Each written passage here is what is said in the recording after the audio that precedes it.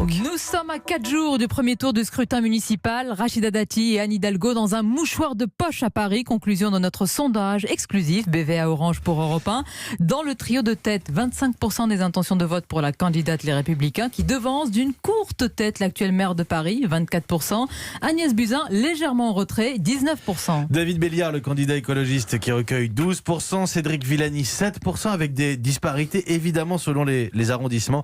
Les listes RN et France Insoumise sont à 4% des intentions de vote. Oui, on les imagine tous focalisés sur les résultats de dimanche et déjà, beaucoup pensent déjà à l'après. Bonjour Mickaël Darmon. Bonjour. C'est déjà cap sur 2022 dans les états-majors.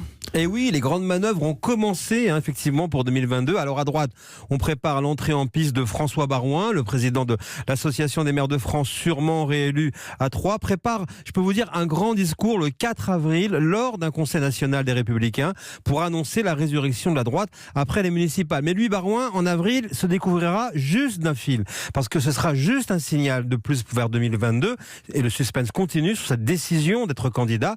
Mais François Baroin sera placé dans la vitrine de son parti. La gauche aussi, comment ça se passe, Mickaël ? Alors écoutez, selon mon information, on prépare l'union de la gauche, nouveau millénaire dans le jargon socialiste.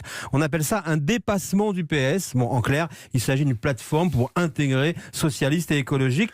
Ce projet est préparé dans le plus grand secret. Il devrait également être lancé en avril. On le voit entre la droite et la gauche.